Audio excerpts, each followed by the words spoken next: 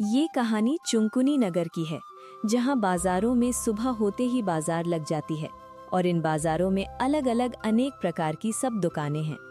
तभी गांव में किसी की चिल्लाने की आवाज आती है। आइए सुनते हैं और वो आवाज किसकी है। सुनो सुनो भाई और बहनों, सभी लोग इधर आओ, तुम्हारे लिए कुछ खबर है। सुनो सुनो। हाँ भाई, क्या हुआ सोनू? तुम और तुम्हारी पत्नी क्यों चिल्ला रहे हो? क्यों सबको बुला रहे हो? क्या बात हो गई? क्या दिक्कत है, बताओ। कुछ दिक्कत नहीं है भाई, तुम सभी गांव वालों के लिए छोटी सी खुशखबरी है। हमारे गांव में किसी को भी बाहर का चिकन खाना रहता है तो उन्हें बाजू वाले गांव में जाना पड़ता है। इसी मुसीबत को दूर करने के लिए हम और हमारी पत्नी ने सोचा है कि गांव में हम चिकन रस्सा का ढाबा खोलें और तुम लोगों का समर्थन चाहते हैं। अच्छा भाई, ऐसी बात है, तुम ढाबा खोल रहे हो? लेकिन हमारे गांव में तो सारी दुकानें हैं, ढाबा तो नहीं है। तुम्हारी बात तो सही है, जिस वजह से हमें बाजू वाले गांव में जाना पड़ता है ढाबा का खाना खाने। ठीक है, लेकिन तुम लाजवाब रस्सेदार चिकन रस्सा बनाना, जिससे हमारा मन भी खुश हो जाए तुम्हारे हाथ का खाना खाकर। हाँ भैया, हम दोनों लाजवाब रस्सेदार चिकन रस्सा बनाएंगे, जिसे तुम खाकर पहली बार में ही पूरी थाली चाट जाओगे। इस बात की टेंशन मत लो, हम पूरा चिकन रस्सा देसी स्टाइल में बनाएंगे, जिन्हें खाकर तुम अपने हाथ को भी चबाने लग जाओगे और उंगलियां चाटते रह जाओगे। तुम इस बात की टेंशन मत लो, स्वाद तुम्हें बड़ा ही स्वादिष्ट और मजेदार ही मिलेगा। बस तुम हमारी दुकान पर कल आना। अच्छा भाभी जी, ऐसी बात है? फिर तो हम सभी गांव वाले कल सुबह तुम्हारे ढाबा पर तुम्हारे हाथ का लाजवाब मसालेदार चिकन रस्सा खाने आएंगे। लेकिन भाभी जी, ये तो बताओ, ढाबा कहाँ खोलने वाले हो? तभी ना हम सब गांव वाले तुम्हारे ढाबा पर आ पाएंगे कल सुबह तुम्हारे यहाँ। भैया, जो बाजार से थोड़ा सा आगे सरपंच के घर के बाजू में जो थोड़ी सी सरकार की जमीन खाली है, वहाँ पर हम अपना चिकन रस्सा का ढाबा लगाएंगे। सभी गांव वालों, तुम सब कल वहीं आ जाना और हमारे हाथ का चिकन रस्सा खाकर देखना। खराब लगा तो पूरे पैसे वापस मिल जाएंगे। ठीक है सोनू, हम सब कल सुबह तुम्हारे चिकन रस्सा के ढाबे पर आ जाएंगे। तुम बस लाजवाब और मसालेदार चिकन रस्सा बना कर रखना। इतना कहकर गांव वाले बाजार की तरफ अपने अपने कामों से निकल जाते हैं और उसी वक्त सोनू और उसकी पत्नी अपने घर की तरफ कल के लिए चिकन रस्सा बनाने के लिए निकल जाते हैं और सोनू और उसकी पत्नी चिकन रस्सा बनाना शुरू कर देते हैं। सुनती हो, चिकन रस्सा में रस्सा ज्यादा रखना और चिकन भी अच्छी मात्रा में रखना, दोनों में कुछ कमी नहीं होनी चाहिए, जिन्हें खा के गाँव वाले अपनी उंगलियां ही चाटते रह जाएं और हमारे हाथ का चिकन रस्सा खाकर उनका दिल ही खुश हो जाए। हाँ, सही कह रहे हो। मैंने तो वैसे भी चिकन और रस्सा सही मात्रा में रखा है, जिसे खाकर गांव वाले खुश हो जाएंगे। लेकिन मैं सोच रही थी, क्यों ना हम थोड़े से सस्ते चिकन का दाम रखें, जिससे गरीब से लेकर अमीर भी वाजिब दाम में खाना लेकर खा सके और हमारा खाना खाकर उनका पेट भर जाए। हाँ, सही कह रही हो तुम। हमें थोड़े सस्ते दाम ही रखने चाहिए, जिनसे पूरे गांव में छोटे से लेकर बड़े लोग सभी खा सके और कोई भी गांव में भूखा ना रहे। और हमें हमारे खाने में भी कोई कमी नहीं करनी चाहिए। हाँ, सही कहा तुमने। हम कोई भी कमी नहीं रखेंगे और जल्दी जल्दी में चिकन रस्सा बना लेती हूँ, नहीं तो कल के लिए लेट हो जाएगा। तभी धीरे धीरे रात होती है, गांव में अंधेरा हो जाता है, सारे लोग अपने घरों में सो जाते हैं और सोनू और उसकी पत्नी भी कल का चिकन रस्सा बनाकर सो जाते हैं। फिर धीरे धीरे गांव में अगली सुबह होती है और सोनू गांव की सरकारी जमीन पर अपना चिकन का दुकान खोलते हैं। भाई सोनू, तुम्हारे चिकन की महक तो यहाँ तक आ रही है और इन्हें सुनकर तो ऐसा लग रहा है बड़ा ही टेस्टी बनाया है। लाओ, हमें दोनों को चिकन रस्सा दो। लेकिन पहले ये तो बताओ, तुमने दाम कितना रखा है इस चिकन रस्सा थाली का? भाई, मैंने तो चिकन रस्सा के दाम मात्र 50 रुपए रखे हैं, जिनसे अमीर से लेकर गरीब तक सारे गांव वाले हमारे हाथ का टेस्टी लाजवाब चिकन रस्सा खा पाएं। हाँ भैया, हमने चिकन रस्सा का दाम मात्र 50 रुपए ही रखा है। इतने में तो आजकल सब्जियां भी नहीं आती हैं, लेकिन हमने तो सिर्फ 50 रुपए में गांव वालों का पेट भरने के लिए इतना ही कम रखा है, जिनसे गांव वाले हमारा चिकन रस्सा खाकर अपना पेट भर सकें। अच्छा, ये तो बहुत ही अच्छी बात है। ठीक है, लाओ, हम दोनों को 2 प्लेट चिकन रस्सा दे दो। तभी दोनों बैठकर चिकन रस्सा खा रहे होते हैं। तभी उसी वक्त सरपंच जी आते हैं और कहते हैं, बेटा सोनू, तुम्हारी सुगंध तो बहुत ही अच्छी आ रही है। लगता है तुमने लाजवाब चिकन रस्सा बनाया है। लाओ, मुझे भी दो 1 प्लेट, मैं भी खाऊं। हाँ सरपंच जी, एकदम देसी तरीके और देसी मसालों का यूज करके आज हमने ये चिकन रस्सा बनाया है। सुगंध तो आएगी ही, और क्यों नहीं। ये लीजिए चिकन रस्सा और खाइए और खाकर बताइए कि कैसा है। भाई सोनू, ये तो बड़ा ही लाजवाब और टेस्टी है। इतना अच्छा चिकन रस्सा मैंने तो सोचा ही नहीं था, और ना ही मैंने आज तक ऐसा चिकन रस्सा बाजू के गांव वाले ढाबे पर भी नहीं खाया। तुम तो वाकई ही बहुत अच्छा चिकन रस्सा बनाते हो।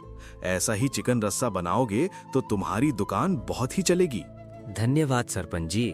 बस हम इसी मेहनत और विश्वास की तरह चिकन रस्सा बनाएंगे और गांव वालों का पेट अपने टेस्टी और लाजवाब चिकन रस्से से भर देंगे। और हमने गांव वालों के लिए भी सिर्फ 50 रुपए में चिकन रस्सा थाली रखी है, जिनसे सभी लोग हमारे चिकन रस्सा थाली लेकर खा सकें। अच्छा, ऐसी बात है। तुम्हारे इरादे भी तो बहुत नेक हैं। भगवान करे तुम्हारी दुकान बड़े होटल में बदल जाए और दूर दूर से तुम्हारे 50 रुपए की सस्ती थाली खाकर लोग अपना पेट भर सके और हमारे गांव का नाम भी रोशन हो। हमारे गांव में तुम्हारे जैसे लोगों की ही जरूरत थी। तभी इतना कहकर सरपंच जी चले जाते हैं और धीरे धीरे शाम होती है। सोनू और उसकी पत्नी भी दुकान बंद कर घर के लिए निकल जाते हैं। फिर दोनों घर आकर कल के लिए चिकन रस्सा बनाते हैं। फिर उसी वक्त सोनू कहता है, देखिए सुभद्रा, आज तो हमारी बहुत तारीफ हुई।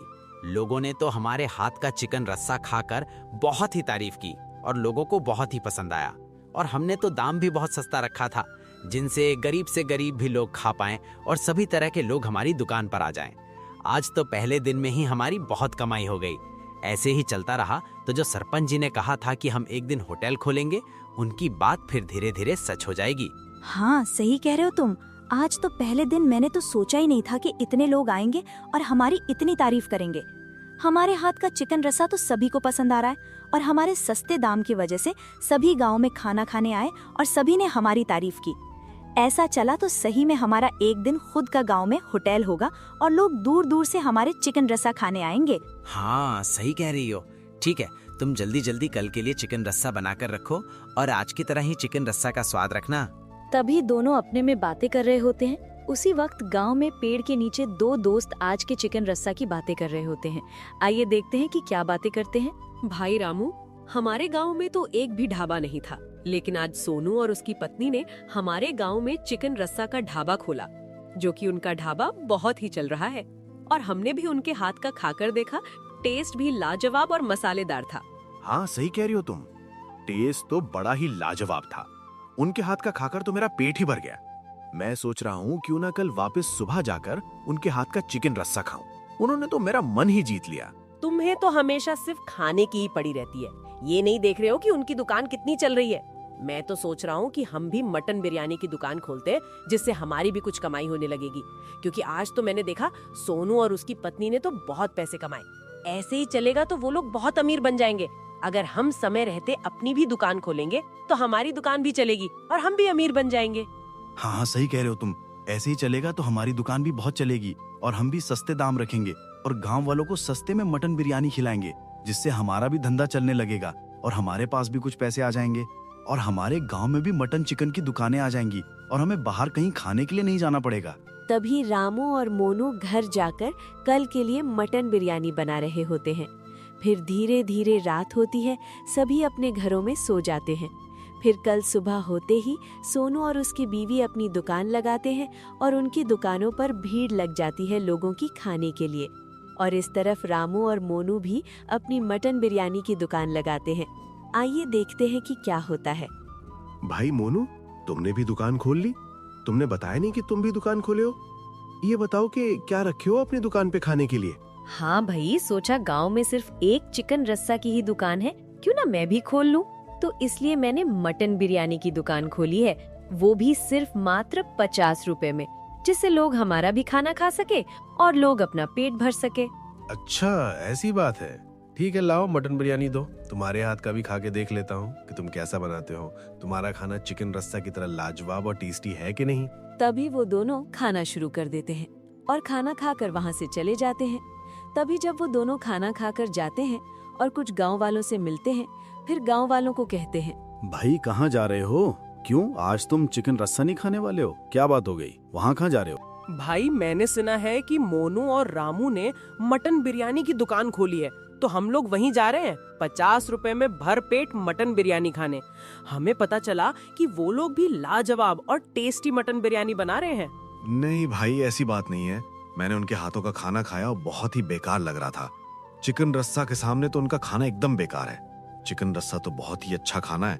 उनके यहाँ का खाओगे तो तुम्हारे पेट दुखने लगेंगे। मैं तो यही कहता हूँ कि सीधा चिकन रस्सा की दुकान पे चलो और वहीं खाओ। बहुत ही बेकार था, मैं खाकर अभी आ ही रहा हूँ। अच्छा ऐसी बात है, ठीक है चलो फिर हम भी नहीं खाएंगे। हमें तो वैसे भी बहुत भूख लगी है। चिकन रस्सा खाकर मैं अपना पेट भर लेंगे। कौन खराब मटन बिरयानी खाकर अपना पेट दुखाएगा। तभी गांव वाले सोनू और उसकी पत्नी की दुकान पर चिकन रस्सा खाने के लिए चले जाते हैं और यहाँ पर रामू और मोनू अपने में कुछ बातें करते हैं। आइए सुनते हैं क्या बातें होती हैं। भाई रामू, आज तो हमारी दुकान पर कोई आया ही नहीं। हमें तो लग रहा था कि हमारी दुकान पर भी सोनू की तरह भीड़ रहेगी, लेकिन हमारी दुकान पर कोई आ ही नहीं रहा है। क्या बात हो गई? हाँ, सही कह रहे हो मोनू। मैं भी सोच रहा था कि हमारी दुकान पर पहले दिन बहुत भीड़ रहेगी और हम भी सोनू की तरह बहुत कमाई करेंगे, लेकिन हमारी दुकान पर कोई आ ही नहीं रहा है। मुझे तो लगता है हमारा खाना जो 2 लोग खा के गए थे, उनको खाना पसंद नहीं आया और उन्होंने गांव वालों में फैला दिया होगा कि हमारा मटन बिरयानी बेकार है। हाँ, सही कह रहे हो रामू, यही बात होगी। नहीं तो हमारी दुकान पर कोई चखने भी नहीं आता। जो हमारे यहाँ 2 लोग खाना खाकर गए, वही गांव वालों में बातें फैला दिए होंगे कि हमारे यहाँ बेकार खाना मिलता है। मैं सोच रहा हूँ कि क्यों ना हम सरपंच से कहकर इनकी दुकान ही बंद करवा देते हैं। थोड़े से पैसे सरपंच जी को देंगे। हाँ, सही कह रहे हो। नहीं तो हमारी दुकान सामने कभी चलने ही नहीं देगा और लोग उनकी दुकान पर ही खाने आएंगे। फिर हमारा तो बहुत नुकसान हो जाएगा। ठीक है, सरपंच जी के यहाँ आज शाम को चलते हैं, कुछ पैसे लेकर, और उनको बोलते हैं कि इनकी दुकानें बंद करवा दो। फिर गांव में सारे लोग बाजारों में अपने लिए सामान लेते हैं। कुछ लोग खेतों में अपना अपना काम करते हैं। फिर धीरे धीरे शाम होती है और रामू और मोनू अपने खुराफाती आइडिया के साथ सरपंच जी के घर पहुंचते हैं। फिर वहां मोनू बोलता है, सरपंच जी, जैसा कि आप जानते ही हो, हमारे गांव में सोनू ने चिकन रस्सा की दुकान खोली है और लोग उनके यहाँ बहुत खाने आ रहे हैं। ऐसा ही चलते रहेगा तो गांव में उनकी बहुत पहचान बन जाएगी और अगली बार वो सरपंच ना बन जाए, इसीलिए हम यहाँ आए हैं कि आप उनकी दुकान बंद करवा दीजिए, जिससे आपका नाम गांव में बना ही रहे। हाँ सरपंच जी, ऐसा ही चलता रहा तो अगली बार आप गांव में सरपंच नहीं बनेंगे, इसलिए हम यहाँ आए हैं।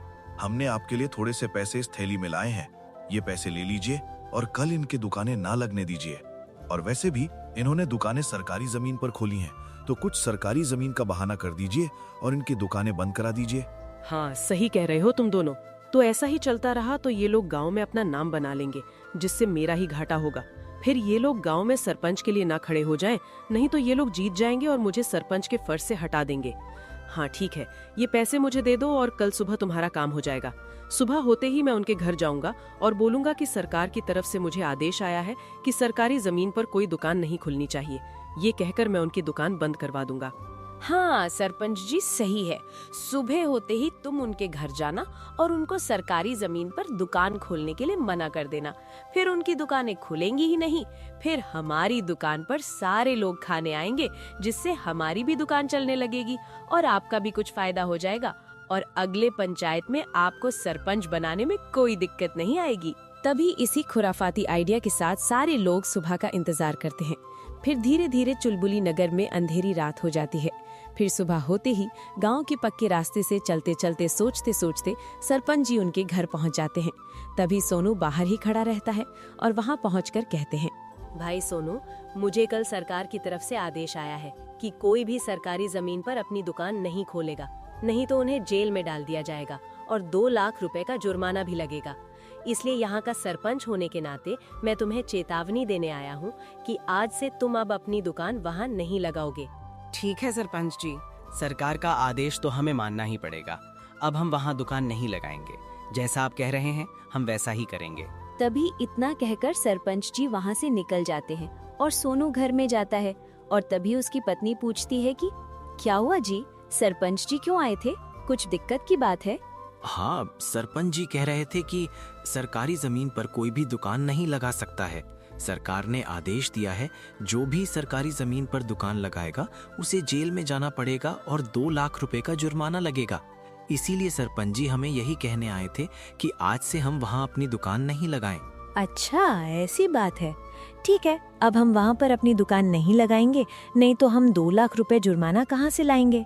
ऐसा करते हैं कि आज से हम अपने घर के आंगन में ही अपनी दुकान लगाते हैं और लोगों को यहाँ अपने चिकन रस्सा की लाजवाब स्वाद के साथ खिलाते हैं। हाँ, सही कह रही हो तुम। हम अपने घर के आंगन में ही अपनी दुकान लगाएंगे और लोगों को यहाँ पे खिलाएंगे अपना चिकन रस्सा। तभी दूसरी जगह रामू, मोनू और सरपंच जी अपने में कुछ बातें करते हैं। आइए देखते हैं क्या करते हैं। बेटा, जैसा तुमने कहा था, मैंने उनकी दुकानें आज बंद करवा दी हैं। आज उन्होंने दुकानें नहीं लगाई हैं। मैंने सरकार का आदेश सुनाकर आज से उनकी दुकानें बंद करवा दी। अब बोलो, कभी अपनी दुकानें नहीं लगाएंगे और ना ही उनका नाम बनेगा गांव में। सही कहा तुमने, नहीं तो हमारी दुकान और आपकी पंचायत की राजनीति भी खतरे में आ जाती अगर इनकी दुकान चलती तो। लेकिन ये बात समझ नहीं आ रही है, आज इनकी दुकान बंद है तो लोग हमारे यहाँ खाने क्यों नहीं आ रहे हैं? हाँ सही कह रहे हो मोनू तुम, आज इनकी दुकान बंद है तो लोग हमारे यहाँ क्यों नहीं आ रहे हैं? अब तक तो ये लोगों को यहाँ आ जाना चाहिए था। सारे लोग कहाँ जा रहे हैं?